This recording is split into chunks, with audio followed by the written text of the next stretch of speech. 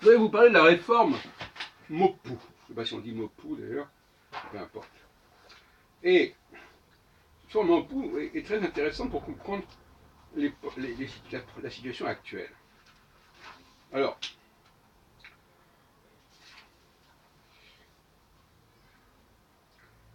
il s'agit de la réforme voulue, enfin voilà, les mesures, alors je lis un passage d'un ouvrage qui est dû à Daniel Rivière, Histoire de la France, page 180. Tardivement, Louis XV fait preuve de fermeté avec l'aide d'hommes déterminés et lucides, le chancelier Maupoux, l'abbé Terré, T-E-2-R-Y, contrôleur général des finances, et le duc d'Aiguillon, aux affaires étrangères. La monarchie tente un redressement et une série de réformes. Les mesures financières proposées par l'abbé Terré provoquent une nouvelle grève du Parlement de Paris en décembre 1770. Le chancelier de Maupoux saisit l'occasion, dans la nuit du 19 au 20 janvier 1771, des mousquetaires somment les magistrats grévistes de reprendre leur service. La majorité refuse, 130 magistrats sont exilés. Le 23 février 1771, Louis XV rend public un édit rédigé par Maupoux. C'est une réforme profonde et moderne de la justice approuvée par Voltaire. Le ressort du Parlement de Paris est brisé et découpé en 6 conseils supérieurs formés de juges désormais nommés, payés et révocables par le roi. Une brèche est ouverte dans la vénalité des charges. Débarrassé d'opposition des parlements, l'abbé Terré redresse en partie la situation financière. Pour réduire le déficit, le compteur général n'hésite pas à suspendre un temps les paiements de l'État, à réduire les rentes. En novembre 1771, il reprend la réforme fiscale, consolide les 2 impôts du XXe et exige leur perception en proportion de tous les revenus. Un corps de contrôleurs est créé, ainsi qu'un bureau officiel des statistiques, etc. À 64 ans, Louis XV est soudain frappé par la variole. Après quelques jours de souffrance, le roi s'éteint le 10 mai 1774, alors que l'œuvre de redressement menée par Maupoux et Terré est encore fragile. Et Rivière conclut: il est bien possible que la mort précoce de Louis XV ait hâté la crise finale de la monarchie. Donc vous voyez ce que je veux dire, n'est-ce pas? Il y a forcément des réactions, des résistances face aux réformes. Et comme je le disais dans une précédente vidéo, il y a une sorte de contradiction intrinsèque. Aujourd'hui, moins qu'hier, mais aujourd'hui c'est encore plus évident, à savoir que les gens sont élus par la majorité, mais ensuite, quand la majorité ne veut pas les réformes, qu'est-ce qu'on fait? Et on est dans une sorte de démocratie. On voudrait que les gens qu'on soit dans une démocratie directe, c'est-à-dire que à un moment X, les gens disent ceci, à un moment Y, ils disent autre chose, et que par conséquent, il ne faut pas rester figé sur le moment X.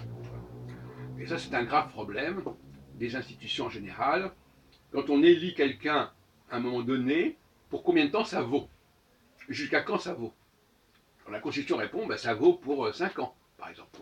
Eh bien non, pour toutes sortes de raisons, ça ne vaut pas pour 5 ans. Et c'est là que la Ve République a ses défauts, parce qu'elle impose une virtualité qui est celle des textes constitutionnels sur la réalité de la politique, de l'économie, de l'opinion, etc.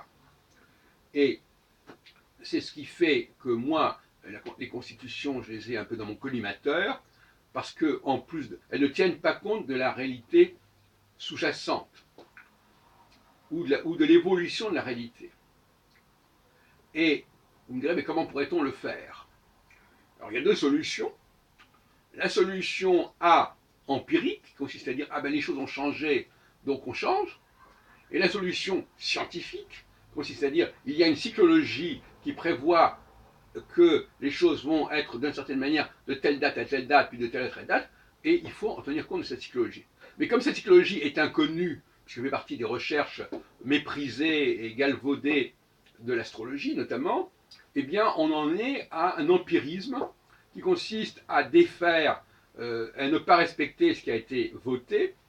On ferait s'insurge contre cela, mais finalement, les politiques sont obligés de ne pas respecter ce sur quoi ils se sont engagés, tout simplement parce que cet engagement virtuel est confronté à la réalité. Et Onfray, apparemment, il ne contient pas compte de la réalité. Il dit, ça a été dit comme ça a été voulu comme ça, il faut continuer jusqu'au bout comme ça. Donc voilà des gens qui sont dans le virtuel. Alors au nom de l'éthique, on dit qu'il faut que le virtuel l'emporte sur le réel. Non, je suis désolé, c'est pas comme ça que les choses se passent. Bon, enfin, je voulais vous donner l'exemple de Maupoux, 1770-71, jusqu'à la mort de Louis XV en 1775. Il avait 64 ans à ce moment-là, 74. Et en 74, c'est Louis XVI qui devient le nouveau roi de France. Bon, mais qui n'a pas su résister, ce qui fait que finalement, il n'a pas pu imposer les réformes nécessaires, et d'où la Révolution, et d'où notamment la convocation des États généraux en 1788-89. Voilà. Donc, voilà, c'est toute la question est là, n'est-ce pas? Les réformes confrontées au vote électoral, et je trouve que Onfray est quelqu'un de dangereux quand il dit que Mitterrand n'avait pas le droit de changer en 83 sa politique, ou que le référendum aurait dû être respecté de toute façon, à la lettre. Bon, moi je pense que c'est pas qu'il est dangereux, c'est qu'il a un mode de fonctionnement complètement virtuel, et que, alors il y a d'un côté le virtuel, c'est-à-dire que le truc, et c'est écrit comme ça, le côté empirique, c'est-à-dire que c'est des choses comme ça, et puis la troisième voie, c'est la voie scientifique, entre guillemets, à savoir comprendre les lois qui sont sous-jacentes aux comportements sociaux et les appliquer et les articuler sur le processus électoral et sur le processus de la planification politique et économique. Et c'est cette troisième voie que je revendique et recommande.